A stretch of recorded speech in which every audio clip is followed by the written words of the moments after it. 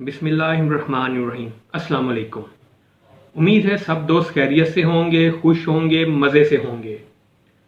रोज़मर्रा के कामों में हाथ का जल जाना एक आम सी बात है, जैसे कि कपड़े प्रेस करते हुए या किचन में कुकिंग करते हुए।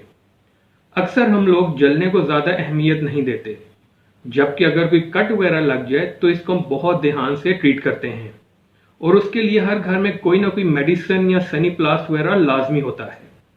जबकि हकीकत में जलने की तकलीफ कट लगने से कहीं ज़्यादा होती है और इसमें इन्फेक्शन का खतरा भी कट से बहुत ज़्यादा होता है। आज हम आपको जलने से मुताल्लिक कुछ ऐसी टिप्स देंगे जो आपके लिए बहुत अहम हो सकती हैं और इससे किसी की जान भी बचाई जा सकती है। सबसे पहले अगर किसी का हाथ या बाजू जल गया है तो उसको फौरन ताज़ा पानी के नल के नीचे रख दें। कम से कम 5 मिनट पानी के नीचे रखें ताकि जो स्किन लेयर्स बर्निंग प्रोसेस है वो रुक जाए। अगर स्किन लेयर्स बर्निंग प्रोसेस रुक जाए तो ज़्यादा डैमेज नहीं होता। ध्यान रखें कि पानी का प्रेशर ज़्यादा तेज़ नहीं होना चाहिए। अगर पानी का प्रेशर तेज़ होगा तो बहुत मुमकिन है कि जलने वाली जगह की जिल्द डैमेज हो सकती है। इसके लिए आपको क्या करना है, पानी में हाथ रखने के बाद आप एक एलोवेरा लीफ ले लें, उसको काट लें, इस तरह से दरमियान से उसको काट लें और इसका जेल निकाल लें। इस जेल को आप जली हुई जगह पे बहुत नरम हाथ से लगाएं। अगर आप ज़्यादा ज़ोर से रब करेंगे तो स्किन जो है वो छिलने का खतरा हो सकता है। एलोवेरा जेल लगाने से दर्द और जलन कम होगी, इन्फेक्शन भी नहीं होगा और जो हीलिंग प्रोसेस है एलोवेरा उसको बहुत तेज़ कर देता है। अब हम चलते हैं अपनी दूसरी रेमेडी की तरफ। दूसरी रेमेडी ये है कि पानी से बर्निंग प्रोसीजर रोकने के बाद जल्दी से अंडे की सफ़ेदी बीट करें और ज़ख्म पर अप्लाई करें। इससे ज़ख्म पर छाले नहीं बनेंगे और जलन का एहसास भी कम हो जाएगा। तीसरी रेमेडी की तरफ चलते हैं। तीसरी रेमेडी सबसे आसान और ज़बरदस्त है। इसमें शहद इस्तेमाल होगा। पानी ज़ख्म पर डालने के बाद उस पर शहद लगाएं। इससे ज़ख्म पर छाले नहीं बनेंगे, इन्फेक्शन नहीं होगा और फास्ट रिकवरी होगी।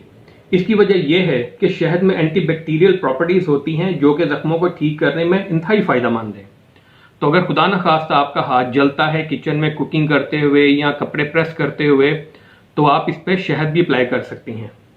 नेक्स्ट हमारी रेमेडी वो है जो मेरे ख्याल में हर किसी को मालूम होगी, और वो ये है कि जलने वाली जगह पर कोई सी भी वाइट टूथपेस्ट लगा लें। आपको एक चीज़ का ध्यान रखना है कि टूथपेस्ट जेल वाली ना हो, सिंपल वाइट हो। इससे भी छाले नहीं बनेंगे और जलन का एहसास भी कम होगा। एक बहुत अहम बात एंड में मैं कहना चाहूँगा वो ये कि अगर जला हुआ हिस्सा हाथ की हथेली से ज़्यादा है तो उसको किसी भी सूरत घर में ट्रीट ना करें, बल्कि फ़ौरन हॉस्पिटल लेकर जाएं। अगर खुदा न ख्वास्ता घर में कुकिंग करते कपड़ों को आग लग जाए तो एक इंतहाई ज़रूरी असूल याद रखें, stop, drop and roll. Stop, drop and roll असूल का मतलब यह है कि जिस्म को आप साकिन कर लें, क्योंकि अगर आप जितनी ज़्यादा हरकत करेंगे उससे आग मज़ीद भड़केगी। खुद को फ़ौरन ज़मीन पर गिराकर रोल करें, इससे आग बुझने में मदद मिलेगी। और अगर कोई पास मौजूद हो तो उसको चाहिए कि आग के ऊपर गीला कंबल या मोटा तौलिया गीला करके डालें ताकि आग बुझ जाए और जल्दी से जल्दी हॉस्पिटल लेकर जाएं। यह ख्याल रखें कि ऊपर डालने वाला कपड़ा मोटा होना चाहिए। अगर बारीक कपड़ा होगा तो वो उल्टा आग बुझाने की बजाय खुद आग पकड़ लेगा। ये कुछ लाइफ सेविंग टिप्स थी।